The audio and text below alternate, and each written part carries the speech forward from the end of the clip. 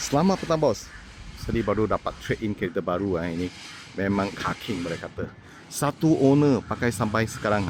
Orang ini owner pun sudah ada umur lah. Kira kereta tak cover apa pun, semua asal lagi sampai sekarang Engine, gearbox, suspension boleh kata macam baru lah kereta. Kereta tiada kemalangan, tak ada banjir. Cat jangan tak percaya. Ini cat masih ori tau. Tanpa saja pergi touch up saja. Lain semua original sampai sekarang. Tak ada pernah buat cat ke usik-usik, tak ada Okey, kita tengok lampu dia.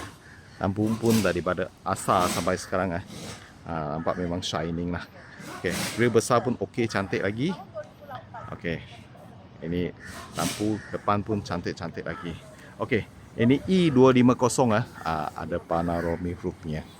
Nombor 2, dia punya bumper lain daripada E200 ini memang high spec punya bumper.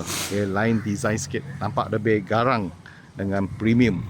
Okey, ini kereta boleh kata ambil balik pakai sajalah, tak payah buat apa-apa lah.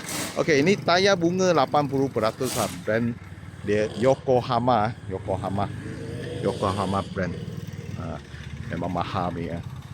Kira banyak mahal punya tayar dengan sedap untuk pumping punya tayar. Okey, cat memang overall lawa-lawa Kita tengok satu lau. Ini cat semua elok-elok lagi. Kalau ada bos tengah nak cari Mercedes-Benz yang model tapi 212, nak cari car king punya. Dulu banyak mahal, sekarang sudah banyak murah. Okey, tengah nak simpan satu. Okey, ni biji boleh kata pilihan terbaik. Boleh tengok dia punya tulang semua tegak-tegak punya, semua lawa-lawa punya. Ni kereta. Kalau beli ini tak silap lah, boleh kata tak silap punya. Ambil balik, boleh simpan lama ni kereta. Kira boleh pakai lama lah kira. Okey, ini harga. Ni hari nak jual berapa 30,800 saja 30,800 saja.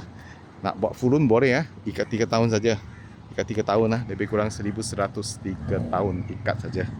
Kalau bos tengah nak cari kereta mewah, tak tahu mau beli apa brand, nak kereta nampak mahal-mahal, nak kereta senang maintain, nak kereta bawa sedap-sedap, nak kereta bawa balik kampung, muka memang wangi punya, ini kereta boleh kata paling sesuai lah.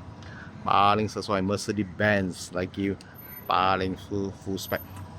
Harga 30,800 saja. Banyak murah Okay, belakang pun semua cantik. Dalam interior boleh kata perfect lah, lawa-lawa lah boleh kata Ni kereta Mr. Ibu banyak suka. Cuma rumah sudah ada nak simpan satu, nanti kena marah. Okay, bumbung cantik, lawa-lawa lagi. Kalau bos mau ini kereta, datang jumpa saja. Boleh buat full loan bulanan 1,100. Harga 30,800 saja. Ambil balik, tak payah fikir apa, pakai saja. Okey, ini video sampai sini.